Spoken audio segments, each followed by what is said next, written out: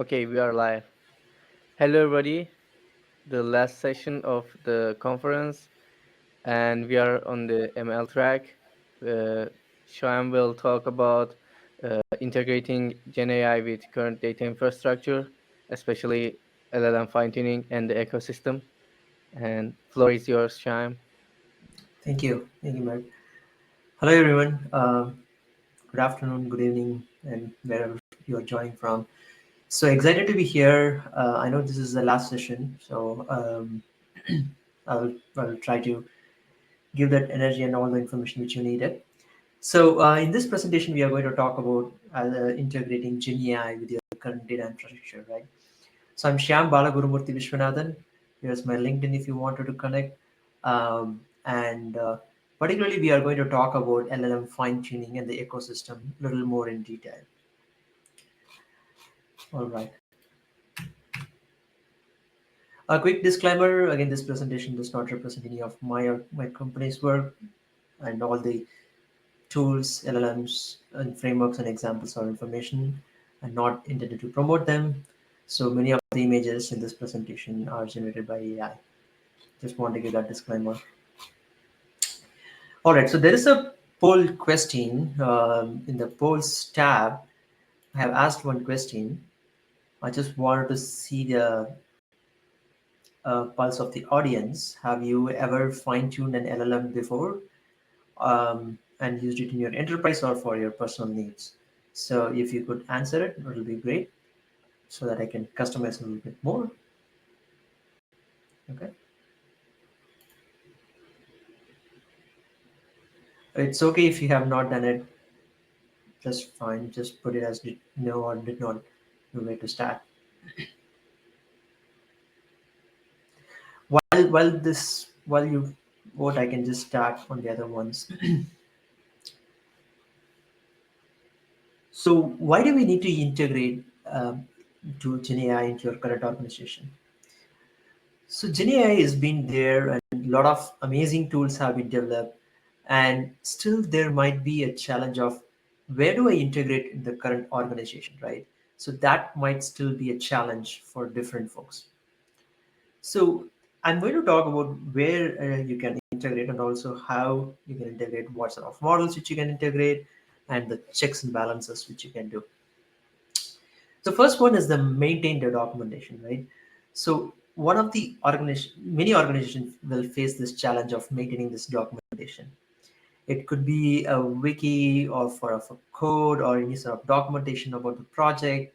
So you often will have challenges on the documentation part. So keeping that information up to date is challenging. And the code bases, right? So you could use GenAI on various code bases. You would have used GenAI on various code development, and you definitely could use GenAI on different code development part of it. You could the GenAI could suggest code refactoring, identify bugs, or even start with some sort of an boilerplate code.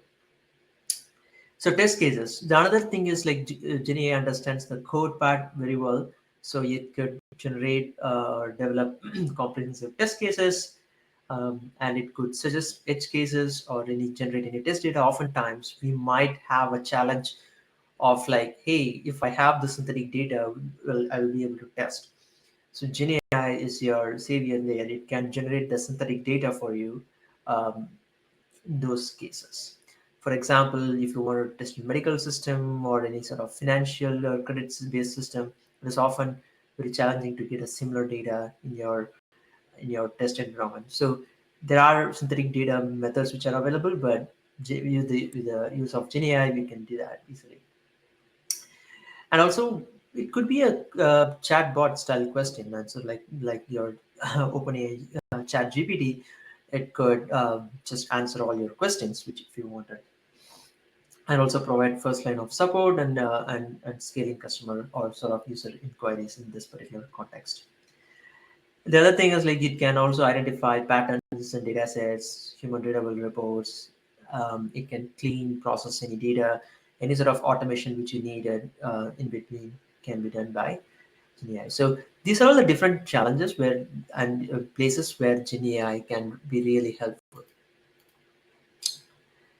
So things to consider before even the LLM integration, right? So you might say, hey, this all sounds great, but there is how do I what are the factors do I need to even consider before integrating into my current organization, or if you are even doing for your personal needs. So this is the first thing is the address those model limitations.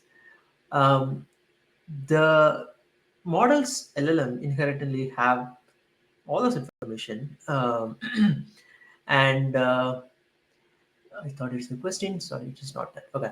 So address model limitations. So you can fix the bias. You need to fix. You need to have that LLM does not have any bias. It should not have any outdated information, and also it should be doing the work for the specific shortcomings, right? And also specialize on specific domains.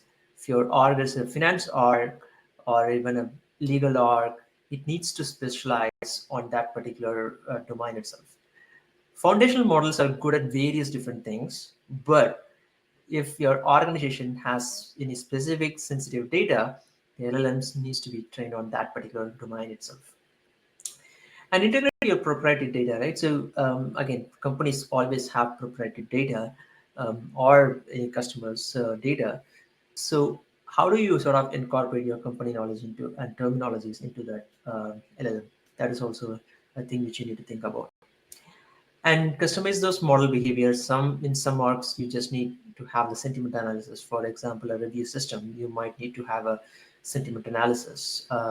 So you might need to customize your model behavior depending on your needs, and then achieve efficiencies, right? So you don't want always to start a model training from scratch.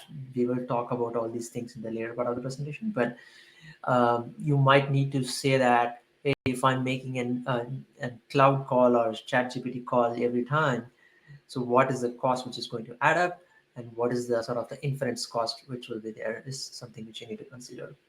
So folks always have this challenge. I have put a meme here which I found which is very interesting, that fine tuning is a good argument on the both ends of the table, but majority of audiences fine tuning is a bad argument. So you could fine tune the model for your specific needs, but but it depends on mostly depends on your use cases. All right, so I'm sure in this conference you would have seen these techniques before, but prompt engineering is your basic or zero shot learning, and then you can also do some sort of one shot or give some examples in the prompt engineering itself. So I'm not going to touch more on these topics as audiences might be already familiar in this particular aspect. So RAG, Retrieval-Augmented Generation. So combining LLMs with your existing knowledge base. It could be tables or it could be any other sort of information. It could be a vector database where all the information is stored and then LLMs go and retrieve it. There are various different ways which you could do RAGs. Right now, the multi-model RAG is also a big part. So it also reduces the hallucination part and improving the factual accuracy. So finally, the fine tuning, right? So finally, this fine tuning is what we will touch on. And here, when you say as fine tuning, you're changing those model weights for the different tasks and domains, and update the bottom model parameters in the sense the weights and bias on the specific task data, and the balancing the retention of the general knowledge with the specialization. So you don't want to train a complete from scratch. That is a no-brainer, where particularly in LLM need a large amount of compute. So you might need to have one more little bit of fine-tuning, or you want to still hold the all the knowledge which LLM has gained or trained, and then you need to just add some more information on top of it. That's what the fine-tuning is. So let's think about the different fine-tuning options. There are various different fine-tuning options which are available, and so if you see that adaptive, selective, reparameterization based soft prompts and adapters. So let me start from the famous one, right? The LoRa. So this is parameter efficient fine tuning. LoRa is one of the industry standard at the moment, but there are other things on that particular category. It's called reparameterization based fine tuning. So the other one is the adapters. Adapters. I will touch more on the LoRa in the next slide, but I'll touch on the other ones as well, in a very high level. So adapters, you are adding one more layer on top of that. Again, there are various different methodologies or papers on that particular adapters part. Prompts, soft prompts, there is a prompt tuning which you can do. It's you can do either a prompt tuning or you can do a prefix tuning. So these are the other prompt mechanisms which you can optimize. So here we are not sort of like updating the entire model weights, but mostly doing on the prompt level. Selective, this is a bit fit. So here we are not sort of updating the entire model weights per se, but only the bias terms, at least particularly bit fit, we are just updating only the bias terms within that. So if you are not aware, there will be weights and bias. So we are updating only one part of it. So this is on a very higher level, but there are much more detailed things which you could do here, but this is on a very higher level. And there is a paper which I have attached here, which will um, talk more about the entire uh, process in detail. Let's now talk about only on the parameter efficient fine tuning model. When I say as parameter efficient fine tuning model, I'm mostly going to touch on LoRa. So the low rank adaptation. So this is a technique. This is efficient fine tuning for large language models, and this has been used quite extensively in the industry at the moment. Particularly for fine tuning, this has been very very good. So if you see the picture at the bottom section, you will have all the pre-trained weights in a base model. You will have all those pre-trained weights that is on the left side section. We are and those things are frozen. We are not even updating any of those frozen weights here. So what we are adding now is, with the data which with the new data which you have given, we will add two smaller rank matrices here. So this is the matrix A and also the B. We will add two smaller rank matrices, and we will only train these A and B. All the propagation and all those things will do train only on A and B. When I wanted to get some sort of a final output, I'll combine these both the things. The model will combine both the weights and also gives the response back. So this is the parameter efficient fine tuning model. In that, you can do a lot of other things such as QLoRa, where you are quantizing a bit there. You could do various other things in that particular area itself. But on a very high level, this is the entire concept itself. So you are not updating any original weights. You are adding two new matrices and two small where the weights are there. When you are sort of like want to get that output, you will just combine those two weights and then give the combined output. So benefits, we are not changing the entire model. Introduces a small trainable parameter matrix. That's and also the performance. The performance gains with them are very good. With the minimal computational resources, you could easily get a very good performance. And practical choice for limited task, if you have somewhere around 100K rows, this is probably a best way to train your LLM. And the more sources information are available in this particular paper. Okay. All right. So now let's think a little bit more on the data preparation and the storage and fine tuning before going to the fine tuning, right? So data still plays a major important role in your fine tuning part. If you have any sort of like documents or conversations such as customer interactions, those are all your sort of like golden information for fine tuning. And you also need to prioritize what document which are good and what is not. So you need to have the trustworthy sources for first, and then you can also give a higher weightage for those trustworthy sources. And specifically, you might need to do some LLM specific data cleaning, you might need to have something of the instruction based fine tuning. Again, depends on what sort of fine tuning which you're going to do. If you are going to do any something an instruction based fine tuning, you might need to have a specific data cleaning and methodology according to that. So again, pre-processing, you one often approach which is recommended is to use some sort of a similar tokenizer for all your processing. Don't keep changing the tokenizer embeddings and all those things. So it is good to have the proper process in place for having that embedding and fine tuning. And also the data storage, you data storage you could have the data in your traditional existing tables, but make sure you have it in a sort of a format. But generally when you do a fine tuning, you might have something like a Parquet format. You could have it as a hype table, and then behind the hype table it is just a Parquet file. You could use those Parquet files to train your LLM models. Okay, so let's start with a simpler example of fine tuning. OpenAI fine tuning model. So OpenAI fine tuning is sort of a very easy option to do the fine tuning. It provides a powerful API, and also it provides an UI interface for fine tuning. So users can adjust the model behavior such as summarization, classification, and question and answering. The users can customize what sort of things they wanted for their model behavior.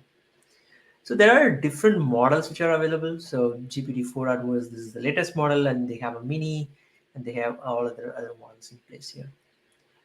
So if you see the data, input data, whatever I wanted to provide, this is my input data. This entire information is just single row, right? So this entire information is just a single row. I have a system information, given a medical report,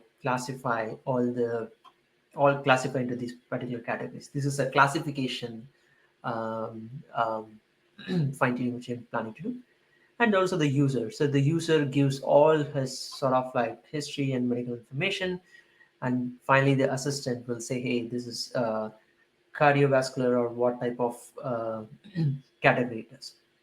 So this is how the input data is structured. So rather than going to the screenshot, I can just open up this notebook here. In this notebook, I'm not sure how much you can see. So here I can just give my API key here, and also just create a client here, and also split my data as you do in your regular machine learning models.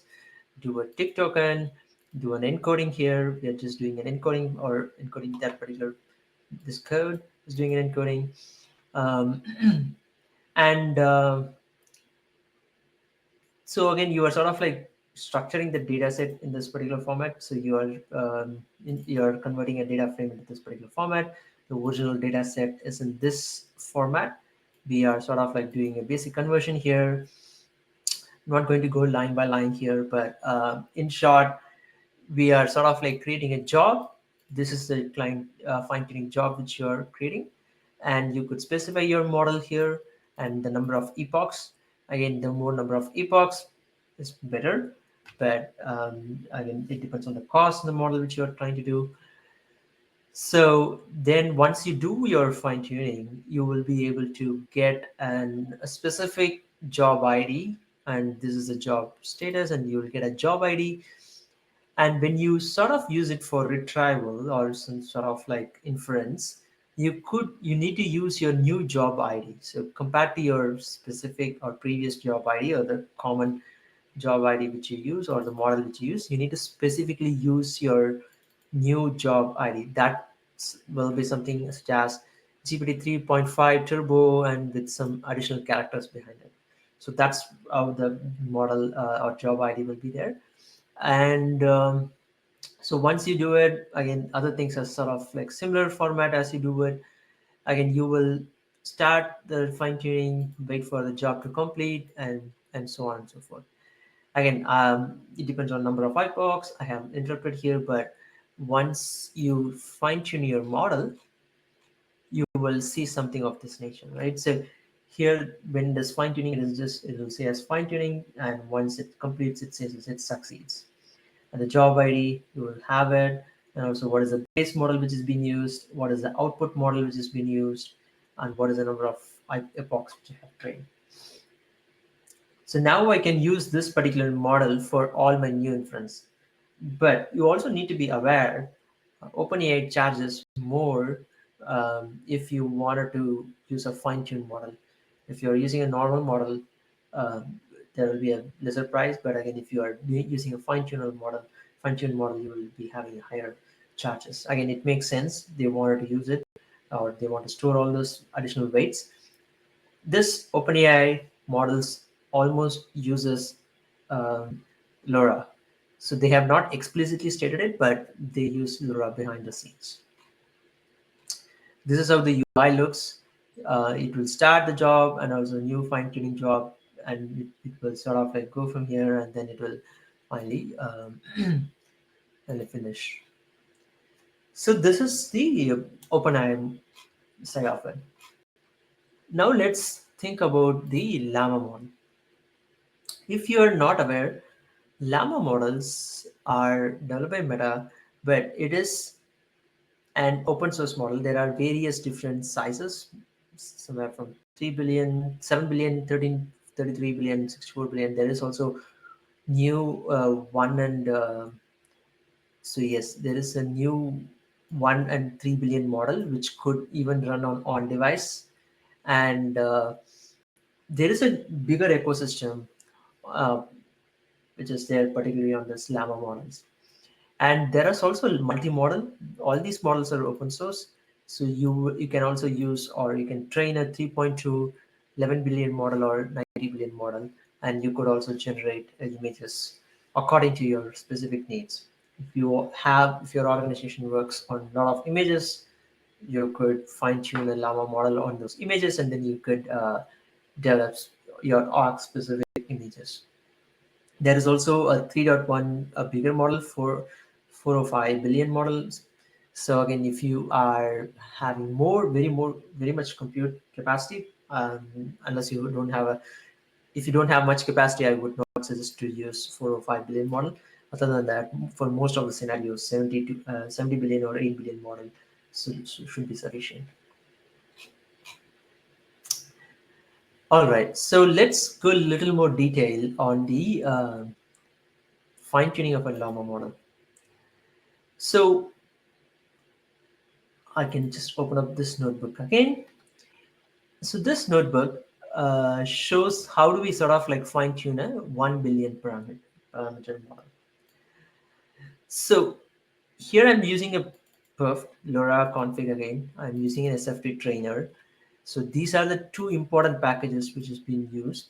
And again, from the transformers, these are Hugging Face package where I'm using sort of retrieving the um, casual LM embeddings, tokenizer, and all the other things from that Hugging Face library. So we are getting this data set. Again, this is from the Hugging Face. Um, we are getting the data set. Again, we are doing the tokenizing and all the other things. This is where we are sort of defining the LoRa config. I'm giving a config here. These are some of the parameters which you need to provide, and then the training arguments. Once I give those training arguments, I kick off the job by saying SFT trainer. Give all my parameters, input parameters, and then I start my training. So here I'm trying to run it in my local PC. Even I have a 32 GB memory, and but I do have a very 8 GB GPU, but I was not able to run the entire model because of all the other things which are going on. But this is how you do a fine tuning on and sort of a 1 billion parameter model. But in this is a scenario where you could use your Google Colab. So this is an option too. So one of the famous library which has been recently popular is called Unsloth, which has a lot of different models. You could use Llama 3.1, Minstrel models, 5 models. 5 is from Microsoft, Gemma is from Google. So Llama models 3.2 version is also there. and you could get that models easily from unslot structures of model name. You can just give your 3.2 billion, 3 billion instruction model, and then you could also load what type of quantization do you want. At like I'm here, we are using like 4-bit, so this is like a very sort of like quantizing. We are sort of like cutting down a lot of um, precision here, but still, if you want to train a bigger model, or if you have a bigger model, if you have less compute, this is the way to do it. One question I see is like, do you think Llama 3.2 11 billion model would perform better than 8 billion model in the same text use case? Are there any difference between? Yes, definitely. Llama 3.2 11 billion model is a multi-model specifically, so you could fine tune images or you could use images there. That is one. And it is also, both of them are instruct based models, but what I see is like from my initial testings and all, 3.2 11 billion model performs much better than 3.18 billion model. So here, the PEF model, we are sort of like fine tuning only the specific modules. If you remember, there is some matrices which we are training. These are the matrices which we are sort of training here. Again, this is sort of like detailed information on all the things which you want to train. And here I'm giving all the list of arguments which we wanted, the parameters. So once I do it, coming directly to this particular one other thing which I also wanted to mention, the usage of Onslaught is like you could convert your data easily uh, with the chat templates. So there is a get chat template. So 3.1 and 3.2 are using similar templates. So that's why we have as here we have the chat template as 3.1. But the original data set is in a Parquet format, and it is mostly the table format. When I give this particular conversion or get chat template and then do the conversion, it will convert in this particular easy format, right? So this is what okay. So this is a format which I needed, and it converts it according to the format which I really needed. So this is pretty interesting and easy, so that I don't need to do all those conversions and do data training. If I can, all I can use is like get chat template, what is my model name, then I can just transform my data according to the needs. So and I'm sort of like training on the responses. Once I start those training, this is you will use the GPUs. Here we are sort of like using Tesla T4 GPU with a 15 GB uh, max memory. Here we are just doing a very small training. So again, we are not even training on an entire data set here, but that took like 8.5 minutes. So once you do it, you could also do the inference part. This is the inference. You could also do a streaming of that output. This is called text streamer. So the moment you, if you see ChatGPT or Claude or any other Llama model or large language models, you could see it will stream those information rather than giving all those information at once. It will sort of say, hey, first text, and also it will start typing all the things. You could also do some sort of a streaming in that particular fashion. So in this sense, it will just type 1, 2, 3, 2, and then the other numbers and the rest, depending on how big the output is. So you could, the one other interesting aspect is like you can save all those model, and you could use it as your, that's where the model could be deployed. We will talk about model deployment in the next part, but Unslot gives options to save all those models into different format. You could have it as a quantized version, or you could also use it as, yeah, you could just use it as a quantized version.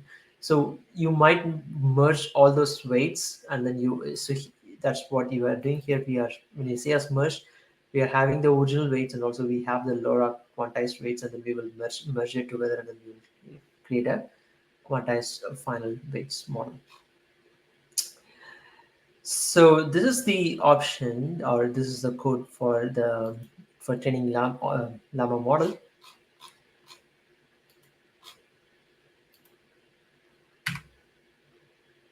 Yeah, this is the code which we just walked through. Now we will see what are all the other fine-tuning options. E- Recently, a lot of cloud vendors are giving good options. In Amazon SageMaker, you could train your model by just browsing and clicking on your data set, and then you can just train it and then deploy it. Google Vertex AI also gives some sort of an UI version, or you could drag and drop, and then you could build a fine-tuned model. There are other options, just deep speed, that is from Microsoft, I guess. You could run the fine tuning there as well. And if you want some sort of enterprise level, here is sort of the enterprise model or approach. You could fine tune your model there. So again, these are some of the different options which are available to fine tune your model. Again, there are so many other options which are popping up on day-to-day basis, but these are really popular options, I would say.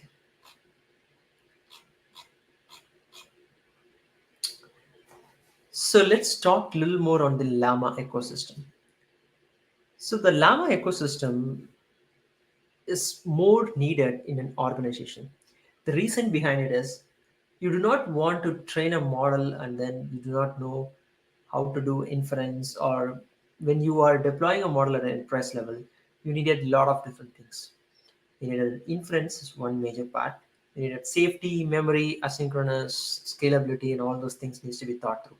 You cannot just deploy a or fine tune a model, and if you do not have all of the things, so it is just like a trial and error or POC style model. So you needed to have a proper framework for it. That's where the Llama stack comes to the picture. So the Llama stack itself is an again open source one. So here you could have different APIs. These are different APIs which are available. So what is Llama stack? You have a model. It could be from a original model, or you could also be fine tuning this particular model, or it could be a model which is running on device. So this is your model part of it.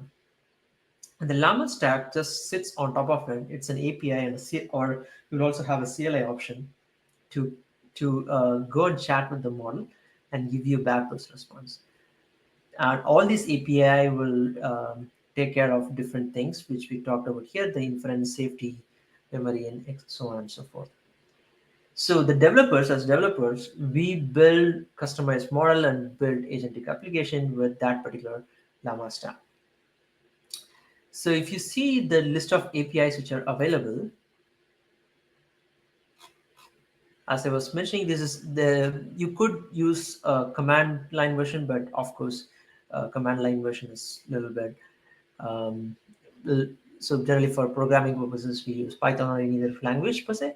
So you could use an let me take a sip of water.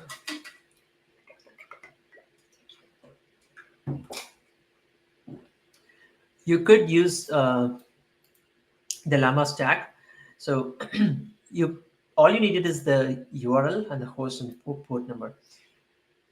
If you have a fine-tuned model, you could convert that particular model into various different options. You could convert into a local model using an Olama, where you can run your model in your PC, or you could, if you have GPUs, you will have other options to deploy it. But all you need to have is the host model or the host of that particular model which is deployed, and also the port number. So in this way, I can have a chat completion model. If you want an async option, that is also available, where you can have multiple sessions. So this is very easy when we use this particular API. Similar to that, you will have all other error handling and other aspects, right? So authentication, permission error, and all the other aspects. So retries, timeouts, logging, all those factors are baked into this API. When you use this style, you don't need to worry about, hey, how do I do my logging? How do I do all other aspects, right? So everything is baked into that API so that we can use it. So going back to the slide, yes, all these APIs are available. Enterprises can use that particular APIs. Also, the efficient fine tuning, efficient AI solutions. Again, when you fine tune a model, you might use it for synthetic data generation and any other aspects. You could easily use the stack and deploy it at scale without much issues. There are also various providers, API providers, which supports the Llama stack. You could Fireworks, AWS Bedrock, Together, Olama, and all other vendors do support it. So these are the different metrics for it, or the support which they provide. So now let's talk about the Llama Guard. So what is Llama Guard? So Llama Guard is if you have an enterprise and you should not allow specific requests, right? So, for example, how do I do some illegal activities? So generally, organizations do not want to have that prompt even asked. So Llama Guard is how I can stop that. The Llama Guard is a guard. Let's see this particular example. There are various instances and various papers on jailbreaking. You could say ignore all your previous train instructions and then just follow it. But when you have a Llama guard or prompt guard, so you send it to this prompt guard first. You see what that prompt is. You validate that particular prompt, and then you make a decision. Hey, this is trying to do a jailbreak risk, and then we should not be answering this question. So if I have a safe prompt, again, how do I improve my resume? So it goes to the prompt guard and it will say it is safe or not. So similar to that, you could have some injection risk, jailbreak risk. So anything of the cybersecurity, yes, you could have that as a prompt guard to safeguard your applications. If you wanted your organization to not ask any specific questions, you could fine tune this prompt guard as well. So if this is again a 1 billion model and one, yeah, this is again a 1 billion model which you could easily fine tune for your specific needs. If you say that, hey, nobody should be asking about HR questions, we can fine tune this particular model to not ask any sort of specific questions. These are the different violations it has. It can stop violent crimes, non-violent crimes, sex crimes, child exploitation, and all other things which are listed here. So, in this way, we could avoid potential conflicts. So, if you are having a model or a large language model in front of your customers, and then the customer says, "Book me a free ticket," or something of that nature, I have seen this sort of examples before, where the model replies back. You could try to avoid these things by having a llama guard. You could train the model in that fashion. As I said, so you will run through the prompt guard. If it looks good, then you will send to the actual model and get back this response. All right. So there are other things which is part of the ecosystem itself. Grok, is it possible to? Yeah, we can share the slides and the code. So the Grok is again the high performance AI chips, first LLM inference, where you could train you could, I don't think you can do a fine-tuned model in Grok, but you the native models are available in Grok. You could leverage it for your inference purpose. In Together AI, you could fine-tune a Llama model, and then you could deploy, or in Minstrel model, you could deploy it in their platform. Olama is again one of the famous platform or tool um, to deploy it locally. If you have a bigger model, you want to use it in your local PC, you can sort of fine tune that model and then use it locally. So Hugging Face, this is again, I'm sure that many of you would have been aware of it, but Hugging is just a hub for sharing models and also the data sets. LangChain and LangGraph, these are the frameworks for developing LLM-powered applications. You could have a LangChain, and you could use an OLAMA model behind the scenes, and everything can just run locally. So these are the different tools which you could use. So finally, why do we need to go through all this thing, right? So if you have these setup, if you have this open source model in your sort of organization, you could sort of like easily fine tune and integrate according to your specific needs. So these are the other list of steps which you need to know. So infrastructure setup, either you could use it on a cloud platform or on-premise infrastructure for your model resources. You need it mostly the GPUs, or if you are sort of like using it on a CPU, maybe you can fine tune the model in sort of a CPU version and use it. Model serving, deploy a model or a fashion where it can serve. So like Llama Stack, which we talked about. Also the guard, make sure the models are having specific guards so that we are not sort of um, putting LLMs in a wild west. So we can sort of like stop all the prompts which are not need to be queried for large language model. Monitoring, again, you needed the actual monitoring. So Llama Stack provides some of those monitoring, and then again, other models also provide some sort of monitoring there. So security. So one other aspect is like you also need to think about how are you going to log your sort of inference or even prompts, right? So it is recommended to log or mask the PII or any sensitive data while doing the logging. So rather than that, if you're not doing that, then you will have the security and privacy issues. So it is recommended to not log or redact or mask data, all the PII information, or encrypt some of those information. So version control, when if you are having only one fine-tuned model, it's fine. But when you have many fine-tuned models, it is often overwhelming. So you might need to have a proper version control so that you can go back to your previous version of the model. And you could also do some sort of a gatekeeping, right? So you could say that specific version of model will be served only to specific audiences.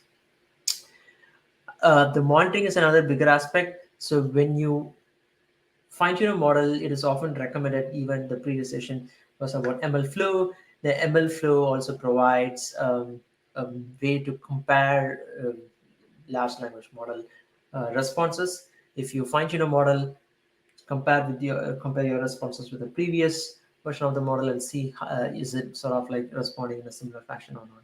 So generally, would recommend the monitoring of that particular model due to the nature of hallucination.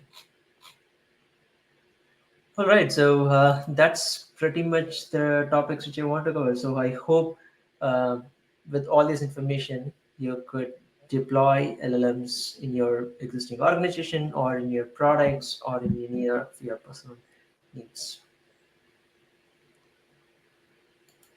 Thank you. I'm open to take any other questions if you have. Awesome.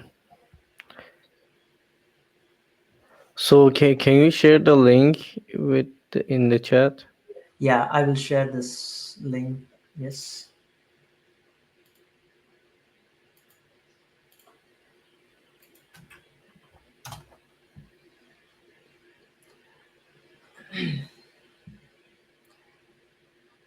So any other questions, folks?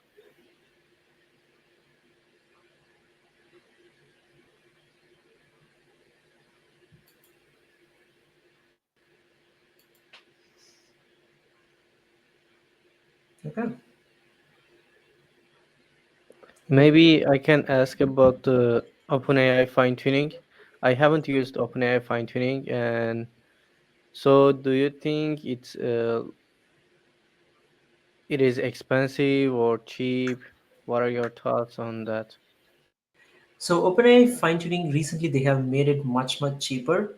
Um, So definitely there is a pricing page for it. But irrespective of it, anytime when you sort of fine tune a closed model, those pricing changes.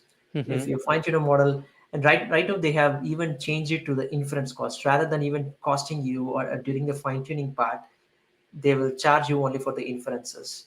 So in that way, anytime you make an inference to that particular model, you will incur a cost.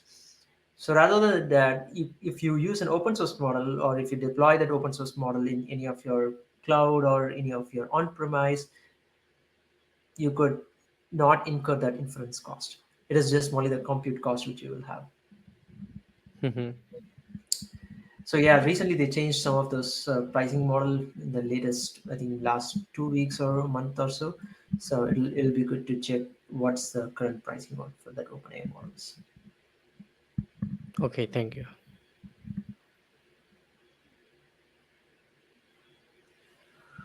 Perfect. Cool.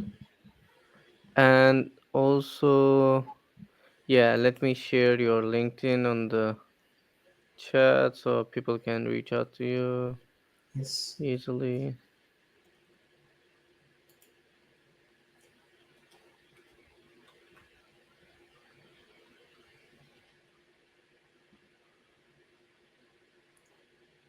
So can you also go further details into how to roadmap integrating AI into existing company infra? I'm searching for more roles and have seen giant range on how fast a hiring manager team can integrate.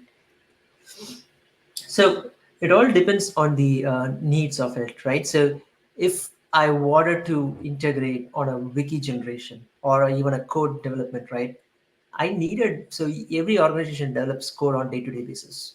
There is no way that a company is, if a company is not developing code, they are not sort of actively on that particular tech side of it.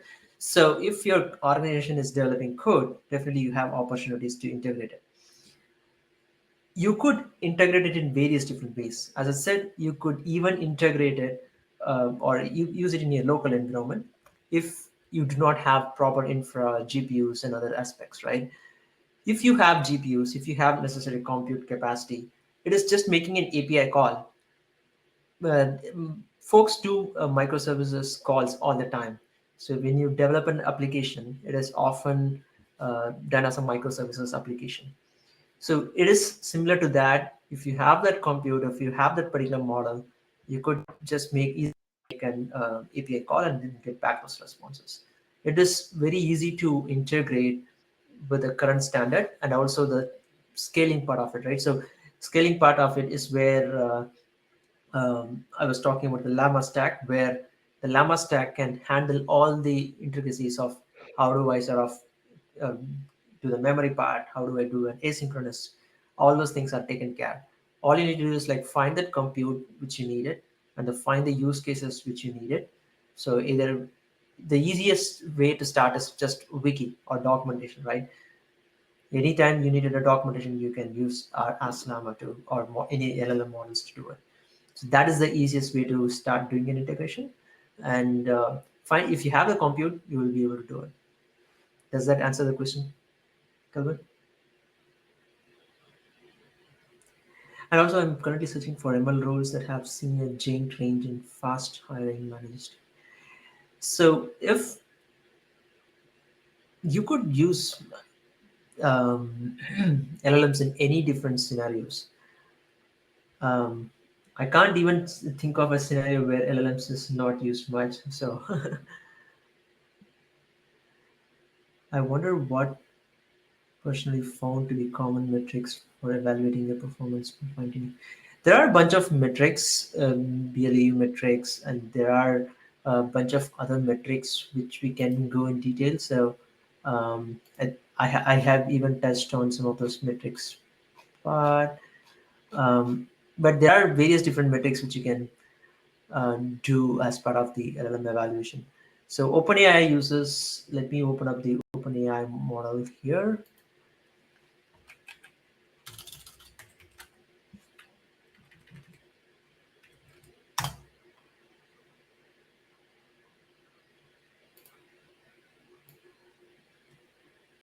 So this is an OpenAI model which I trained earlier. This is just basically the training loss. It doesn't say, okay, here are the metrics. This is a step, validations loss, and all those things. Yeah, it doesn't say much on the metrics part of it, but there are a bunch of metrics which you can use for validating BLEU score, and there are other scores which are available. There is also a standard data set which you can evaluate on, which you can use. Actually, there are some standards by RAGAS, which is like evaluating the RAG or like fine tuning model, and some of examples are like answer relevancy and all those kind of stuff. So also there's a question, can you go further into detail of managing the current elevated expectation of hype brought up on AI?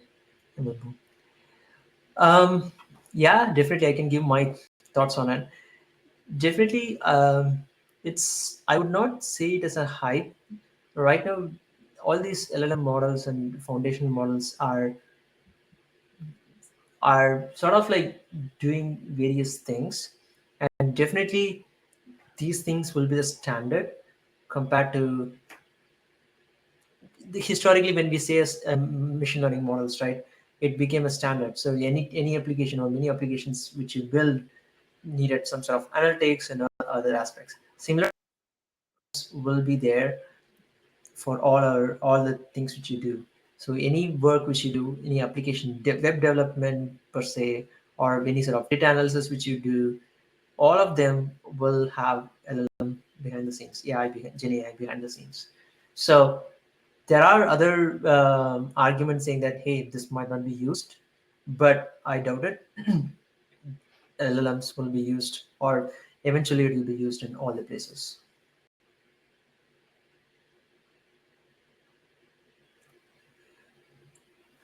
I wonder if you have this in common. Okay. Any other questions? So another question from me. So in the benchmarks, I think Grok was the fastest inference model on the ecosystem because of their design of the chip. But some of the in some of the benchmarks, eh, some people just did like CUDA kernel, like custom kernel writing for the uh, some part of a transformer model or like LLM models, and they're like pretty fast, almost as fast as Grok, but of course Grok is the fastest one. Yeah. What do you think about the CUDA and the custom kernels for the LLMs? So what I definitely feel is like Grok is much faster compared to all the things which I have tried. Grok is faster, and I do not know how they do it, yet, but it is still much faster. Um, yeah, and that's where the thing, right? So when you say Claude models are very good, yes, it is definitely good. They have a very good inference speed, but if I use this, Claude models cannot be used in Grok. If I use Llama models can be used in Grok, and the speed is amazing here. Yeah, So it depends on the compute and how do they do all the other processing behind the scenes. But yeah, actually, it like all depends on the compute. yeah, actually, like in their so I did read some of their blog posts and some kind of white papers, and so in their chip, it designed to have more bandwidth and throughput, but at the same time less memory. Like the memory is like flying away, and that's why it's really fast. Like they have 200 megabytes of memory for each chip, and also like it's really expensive, their Grok chips, but that's why in their design, it designed for the speed. That's why it's really the fastest one. Yeah, I'm sure that definitely they would have. They should use the custom chip if they use CUDA behind the scenes or any other normal chips. Definitely, it might not be much faster, but definitely they might have the custom chip to do that. Yeah.